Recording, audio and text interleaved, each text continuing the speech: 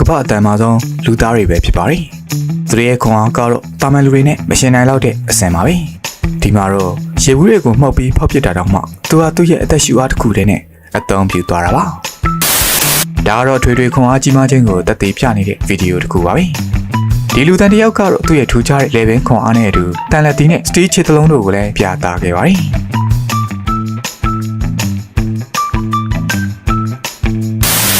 အခုလိုတစ်ချက်တည်းနဲ့ထိုးပြလိုက်တဲ့ဒီဗီဒီယိုတွေဟာ online ပေါ်မှာနာမည်ကြီးပြီးတော့အတုတွေလိုလဲဝေဖန်မှုများစွာမြင့်တက်နေပါတယ်။ဒီလူကတော့အဲ့ဒီဝေဖန်မှုတွေအားလုံးကိုပါဇက်ပိတ်သွားအောင်လှုပ်ပစ်လိုက်တယ်ထင်ပါတယ်။ဒီမှာသူ့လက်တီကကြောက်တုံးကိုနှစ်ချမ်းခွဲလိုက်တာကိုမြင်ရဖို့အတွက်တင်ဟာဒီဗီဒီယိုကိုအချိန်လျှော့ပြီးကြည့်မှာပဲရပါလိမ့်မယ်။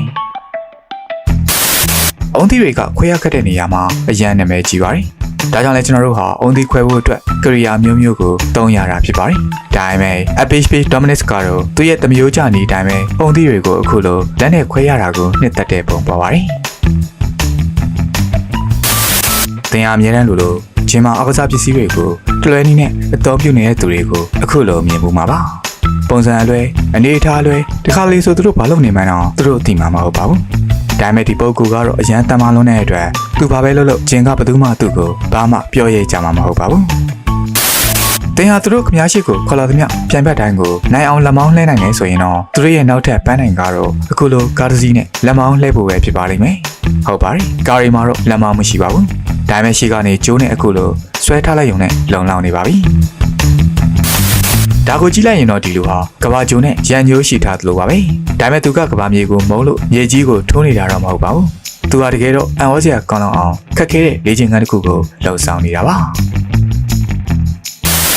သူရဲ့လက်တွေကတော့တန်မာလုံးလို့သူ့လက်နဲ့မချိုးဖြတ်နိုင်တဲ့အရာဆိုတာမရှိသလောက်ပဲဖြစ်ပါလိမ့်မယ်။သူ့လက်သီးတွေဘလောက်အပြင်းသလဲဆိုတာပြဖို့အတွက်သူကပစ္စည်းတွေအများကြီးကိုတော့စီတန်းထားလိုက်ပါသေးတယ်။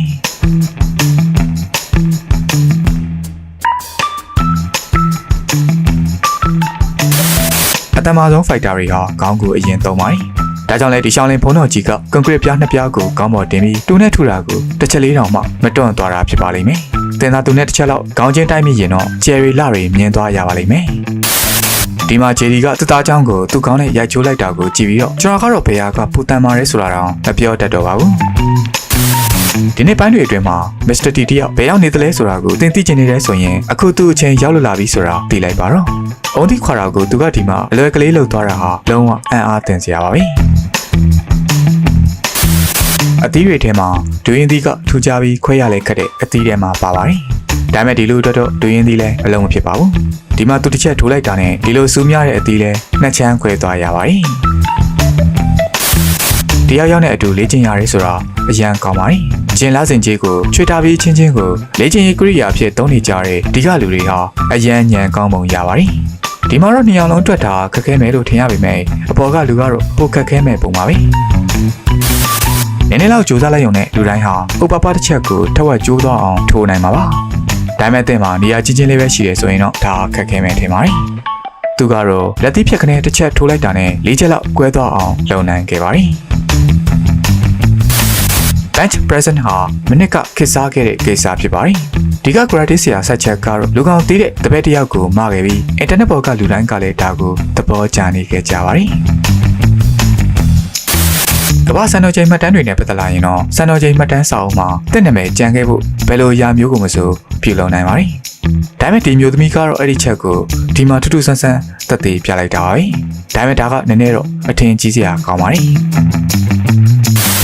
သင်ကတော့ဒီလူတင့်ကိုလက်ညှိုးထိုးလာမှာကိုလိုလားမှာမဟုတ်ပါဘူး။ဒီမှာသူရဲ့ပုံမှန်ထက်အရွယ်စားကြီးနေတဲ့လက်မဟာပုံသီးခွဲဆက်အဖြစ်အသုံးပြုနိုင်တဲ့အတွက်သူခွန်အားကလည်းအဲ့ဒီလက်မကိုထောက်ကန်ပေးထားနိုင်လောက်အောင်ကြီးမားတာကြောင့်သူ့ကိုသွားမဆရေးလောက်အောင်ပါပဲ။ဒီလူရဲ့ပုံပိုင်းခွန်အားကလည်းတင်ကြည့်တဲ့အရာတစ်ခုပါပဲ။ဒီလိုမျိုးခြေထောက်တွေကိုလေထဲမှာမြှောက်ထားပြီးဟန်ချက်ညီညီတိုက်ထိုးတာကလူတော်တော်များများလုံးနိုင်မှာမဟုတ်တဲ့အရာတစ်ခုလို့ကျွန်တော်တော့ထင်ပါတယ်။ဒါဆိုရင်အနေထားမပြတ်စေပဲလက်ကိုထောက်ပြီးအခုလိုရှေ့ကိုခုံတာဆိုရင်ရောဒါကလုံးဝကိုအံ့အားသင့်စရာကောင်းပါတယ်။ဒီကလိုသင်္ကားကလေပြားသွားပြီးအနီးနားမှာလည်း workshop လည်းမရှိဘူးဆိုရင်တော့ဒီလူကိုဆက်သွယ်လိုက်ရုံပါပဲ။သူကတော့ရုရှားရဲ့ခွန်အားလို့ခေါ်ကြတာအလက်ကားတော့မဟုတ်ပါဘူး။ဒီလူကတဲအိတ်ကိုထိုးနေရင်းနဲ့နောက်ကကွန်ကရစ်တွေကိုပါဖြတ်စည်းနေတာကိုကြည့်လိုက်ပါဦး။ သူဒီလောက်တောင်အစွမ်းထက်နေမှာတော့အစာအုပ်ဖြိုတဲ့လုပ်ငန်းတွေမှာဘယ်သူကမှလိုအပ်တော့မှာမဟုတ်ပါဘူးလေ့ကျင့်ခန်းလုပ်ပြီးတိုင်းအသင်းရဲ့ကြွက်သားတွေကိုဓာတ်မပေးဘူးဆိုရင်ဒါစမှန်နဲ့ workout မဟုတ်ပါဘူးထိုင်တာတောင်မဟုတ်ဒိုက်ထိုးလုပ်ပြီးတဲ့အခါကြွက်သားတွေကိုမထိုးပြန်ဘူးဆိုရင်လည်းအခုလိုတမှုထူးကြတဲ့ဖျဲသီးနဲ့ပေါက်ခွဲပြီးတူညီတဲ့ရလဒ်ကိုရယူနိုင်ပါသေးတယ်လူတိုင်းဒီပါဟာဒီဆက်ရှိကိုရောက်ရင်သူတို့စံချိန်ချိုးနိုင်လိမ့်မယ်လို့အမြဲတမ်းထင်ထားတတ်ကြပါတယ်ဒါပေမဲ့ဒီကအမျိုးသားကတော့အရန်အားကောင်းလို့ဒီကဆက်ရဲ့အဖုံးကတော့ကြွတက်လာပြီးအမှတ်ပြထားတဲ့မျက်နှာပြင်ကပါ error တက်သွားပုံရပါတယ်ဒီလူကတော့ငယ်စဉ်တုန်းကသူ့မိဘတွေမင်းစူးစမ်းရင်ဘယ်ရာကုန်မဆိုလုံနိုင်တယ်လို့ပြောခဲ့တဲ့ပုံပါပဲအဲဒီနောက်သူ့ရည်ရွယ်ချက်ကလည်းရင်ဘတ်ကြွသားပေါ်မှာရေဘူးတင်နိုင်တဲ့အထိအလွန်အကျွံလေ့ကျင့်ထားတဲ့ကာယပလမောင်းဖြစ်ဖို့အတွက်စူးစမ်းခဲ့တယ်ထင်ပါတယ်လူတော်များကတာမန်လက်နှစ်ဖက်ထောက်ရတဲ့ဒိုက်ထိုးလေးချင်ကန်ကိုတော့ငါးကပြည့်အောင်လုပ်ဖို့ကြိုးပမ်းနေရတဲ့ချိန်မှာတော့ဒီလူကလက်ချောင်းတစ်ချောင်းနဲ့လုံနိုင်ခဲ့ပါတယ်။ဒါပြင်အဲဒီလိုမျိုးတိုက်ထိုးတာကိုစက္ကန့်30အတွင်းမှာ40ခါရပြီး green နဲ့စံချိန်မှတ်တမ်းမှာသူဟာမှတ်တမ်းတင်သွားခဲ့ပါတယ်။တင်စီမဲ့လေရင်ဟာမြေပြင်ပေါ်ကိုဆင်းသက်ပြီးတဲ့နောက်ဂိတ်ကိုပြန်ရောက်လာဖို့ဘာလို့ကြာနေတတ်တယ်လဲဆိုတာသင်သိပါသလား။အဲဒါကတော့လေရင်ပြေးလန်းရှုပ်နေလို့မဟုတ်ပဲဒီကအဲဒီဟော့ကလေရင်တွေကိုသူ့ခွန်အားတစ်ခုတည်းနဲ့အခုလိုဆွဲလာနေတာကြောင့်ပဲဖြစ်ပါတယ်။တော်တော်များများကလက်ဝဲအိတ်ကိုထိုးလိုက်ရင်လက်ဝဲအိတ်ကသူတို့စီကိုပြန်ရမ်းလာမယ်လို့ညှော်လင့်ထားတတ်ကြပါတယ်။ဒါပေမဲ့ဒါဟာဒီလိုအတွက်တော့မဟုတ်ပါဘူး။ဒီမှာသူတစ်ချက်ကန်လိုက်တာနဲ့လက်ဝဲသေးအိတ်ကဟိုးဘက်အထိပြန်ထွက်သွားပါတယ်။တင်လဲဒီကလူလိုမျိုးခန္ဓာကိုယ်ချိုးစားမျိုးလိုချင်နေဆိုရင်တင်းရဲ့လေးချင်ကန်ကိုဒီလိုမျိုးလုပ်မှာပဲရနိုင်ပါလိမ့်မယ်။ဒီမှာတစ်ခါတည်းနဲ့သူဘယ်လောက်တောင်လှုပ်သွားနိုင်တယ်လဲဆိုတာတစ်ချက်ကြည့်လိုက်ပါဦး။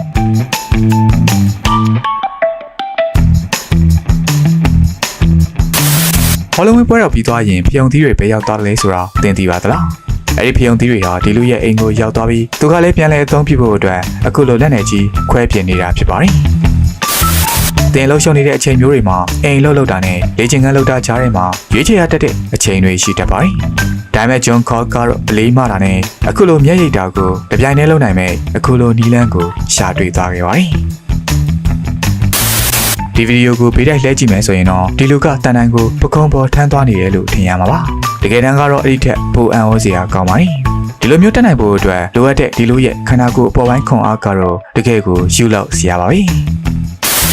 လူတစ်ယောက်ကအရန်တမာနေမယ်ဆိုရင်သူ့အတွက်နာကျင်မှုကလည်းပါမန်လူတွေနဲ့မတူလောက်ဘူးလို့ထင်ပါတယ်လက်ဝဲမှာတော့လက်သီးရဲ့ပြင်းအားတစ်ခုတည်းကအရေးကြီးတာမဟုတ်ပဲအားပြင်းပြင်းနဲ့ဝင်လာတဲ့လက်သီးကိုရှောင်တက်ဖို့ကလည်းလွန်စွာမှအရေးကြီးပါတယ်အခုဒီဗီဒီယိုတွေကလူဘာပဲလုပ်လို့တင်ကိုယ်တိုင်းတော့အပြင်မှာလိုက်မလို့တာပိုကောင်းပါလိမ့်မယ်ကြည်ရတာတော့ဒါဟာအထင်ကြီးလေးစားစရာကောင်းတဲ့လောက်သူ့နောက်ကျောတော်တော်ထိခိုင်နိုင်ခြေများပါတယ်ကိုယ်ခံပညာကျွမ်းကျင်သူတွေကသူတို့ရဲ့ဒေါသတွေကိုအပြစ်မရှိတဲ့ကွန်ကရစ်ပြားတွေအပေါ်မှာပုံချနေကြတဲ့ခက်ကိုရောက်လာပြီးဖြစ်တဲ့အချိန်မှာဒီလူကတော့အံ့ဩစရာကောင်းလောက်အောင်တောင်းစနဲ့ခွဲပြလိုက်ပါတယ်တော်တော်များများကမျှတားတဲ့ကိုကာရလေ့ကျင့်ခန်းအတွက်ချက်သားအုပ်စုတွေအကုန်လုံးကိုကာမိတဲ့လေ့ကျင့်ခန်းတွေလုပ်တင်တယ်လို့ဆိုထားကြပါတယ်။ဒီလူကတော့ဂျွန်ဘာကနေအလေးမတဲ့အထိအကုန်လုံးကာမိတဲ့လေ့ကျင့်ခန်းကျင့်စဉ်ကိုရှာတွေ့ထားတဲ့ပုံပါပဲ။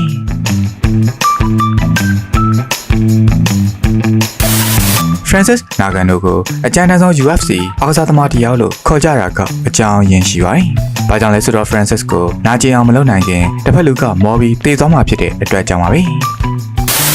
ဒီကပဘာရိုက်ချန်ပီယံကတော့ပြန်ဖက်တွေရဲ့ဘားကိုရိုက်ပြီးအချိန်ဖြုံးနေရမယ့်အစားသူကတခါတည်းမှာသူ့ရဲ့ဒေါသတွေကိုအပြစ်မရှိတဲ့အခုလိုဒီကဖျဲသည့်ပေါ်ပုံချနေမိတတ်ပါတယ်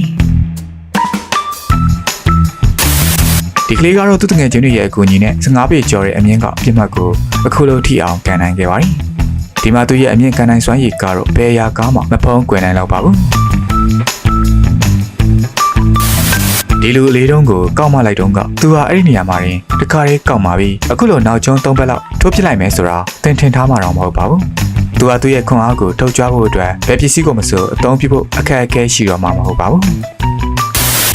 ကျွန်တော်တို့တော်တော်များများကခြေထောက်လေ့ကျင့်ခန်းလုပ်ရမယ့်ရက်တွေမှာချိန်မသွားကြတဲ့အချိန်မှာဒီလူကတော့ခြေထောက်လေ့ကျင့်ခန်းကိုနောက်ထပ် level တစ်ခုထိရောက်အောင်လုပ်နေနိုင်ပါပြီဒီမှာအဲ့ဒီအပြားလေးတွေကိုစီတာရင်အချိန်တော်တော်လေးကြာလိမ့်မယ်လို့ထင်ပါတယ်တကယ်လို့များတာဆန်တော့ဂျင်မောက်ပြီးဝတ်ထားခဲ့မယ်ဆိုရင်ဒီလိုလိုပဲဖြစ်နေလိမ့်မယ်ဆိုတာလုံးဝသိကြပါတယ်ဒီလူကတော့ကမ္ဘာမြေဆွဲအားကိုဟပ်ဖို့နီးလန်းရှိတဲ့ပုံပါပဲလေထဲမှာ360ဒီဂရီတစ်ပတ်လေတသားပြား3ပြားကိုချိုးပြီးတာတော့မှမြေပေါ်ကိုတတရရလေးသူဘယ်လိုပြန်ရက်နိုင်ခဲ့တယ်လဲဆိုတာကိုတော့ရှင်းပြမထားပါဘူး ထောင်လေးတိုင်တိုင်ပေါ်မှာတင့်ကိုတင်အလျားလိုက်အနေထားနဲ့ထိမ့်သိမ်းရတာကလွယ်ကောင်းလွယ်နိုင်ပေမဲ့တယောက်ယောက်ကသူ့အပေါ်မှာရက်နေမယ်ဆိုရင်တော့ဒါမလွယ်ပါဘူးဒါကတော့တကယ်ကိုတဘာလွန်စွမ်းအားရဲ့တရုပ်ပြမှုပါပဲဂျင်မာရှိတဲ့အလေးတုံးတွေအားလုံးကိုမကြည့်ပြီးတဲ့အခါမှာတော့ Bradley Martin ဟာထပ်ပြီးမနိုင်တဲ့အခုလိုအလေးတုံးတွေကိုထပ်မံရှာဖွေရပါတော့တယ်ဒီဗီဒီယိုကိုကြည့်နေတဲ့လူတိုင်းကဒီလိုမျိုးအခုလိုမြင်းကိုမှားထားနိုင်မှာမဟုတ်ပါဘူးဒီမှာတင်ကိုတင်ဘယ်လောက်ပဲတန်ပါတယ်ပြောဒါကတော့လုံးဝမဖြစ်နိုင်ပါဘူး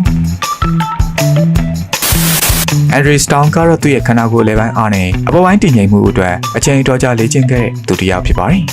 ဆိုလိုတာကတော့သူကဒီလိုမျိုးအံ့ဩစရာကောင်းတဲ့ပြကွက်တွေကိုပြုလုပ်နိုင်တယ်ဆိုတာပါပဲဘေ့စ်ဘောထုတ်တံတွေကိုဒီလိုမျိုးချိုးဖြစ်တာကကျွန်တော်တို့အားလုံးတစ်ခါတော့စမ်းကြည့်ခဲ့မှုတဲ့အရာတစ်ခုပါဒါပေမဲ့ဒီလူကတော့10စက္ကန့်အတွင်းမှာ baseball ထုတ်တံပေါင်း65ချောင်းကိုချိုးသွားနိုင်ခဲ့ပါတယ်။ဒါကတော့ကမ္ဘာအတန်မာဆုံးလူသားဟာပစ္စည်းတွေအကုန်လုံးတစ်ခါတည်းနဲ့ဘလို့တက်တယ်လဲဆိုတာကိုပြသထားတာပဲဖြစ်ပါတယ်။